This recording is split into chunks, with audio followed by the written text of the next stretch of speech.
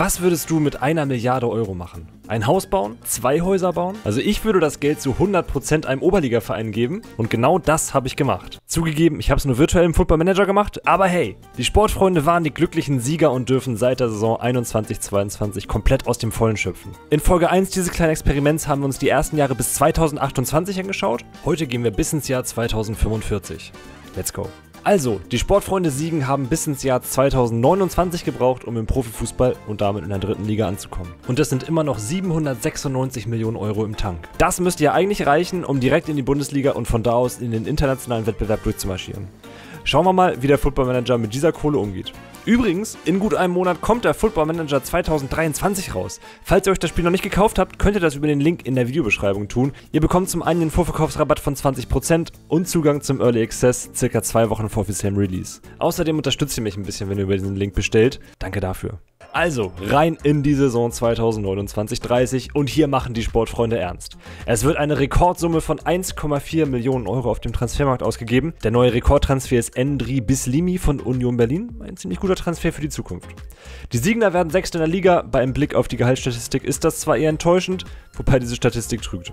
Hohe Gehälter bedeuten ja nicht unbedingt Qualität. Topverdiener ist mittlerweile Ben Decker. Ja. In der Saison 30/31 hält Siegen sich auf dem Transfermarkt zurück.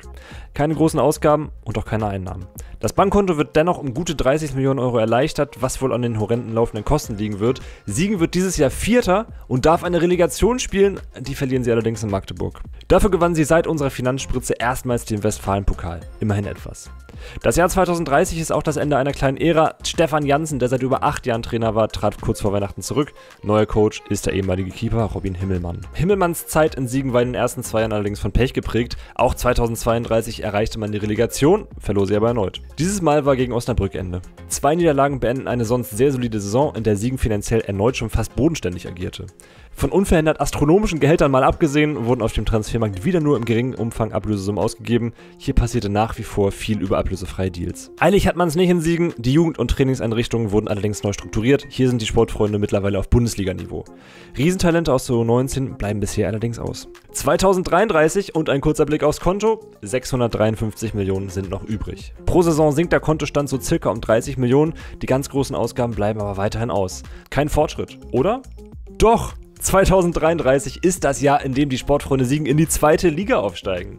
In einer 3. Liga, die mittlerweile zu einem großen Teil aus Zweitvertretung von Bundesligisten besteht, schließt Siegen als Zweiter ab, umgeht damit die Relegation und spielt nächstes Jahr zweitklassig. Und das, obwohl die letzten 5 Spiele alle verloren wurden. Und jetzt meinen sie es so richtig ernst. 19 Neuzugänge kommen, insgesamt 20 Millionen Euro werden ausgegeben.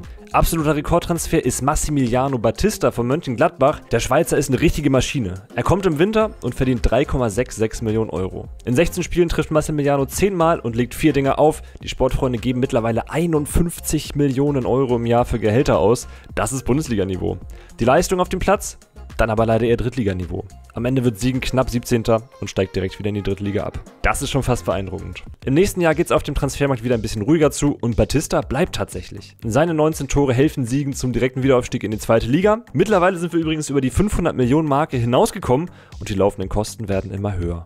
Trainer ist mittlerweile übrigens Dirk Kuyt. Im nächsten Jahr muss Kuyt seine Sachen allerdings packen und Martin Braithwaite übernimmt. Er rettet ein schon fast hoffnungsloses Siegen vor dem erneuten Abstieg. Am Ende werden sie 15.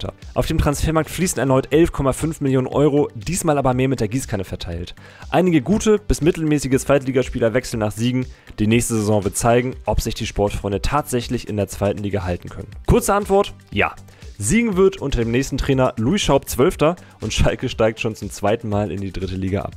Auf dem Konto liegen mittlerweile noch 324 Millionen Euro. So langsam wird es Zeit mit dem Bundesliga-Aufstieg. Wir springen zur Abwechslung mal 3 Jahre voran. Mittlerweile ist es 2040.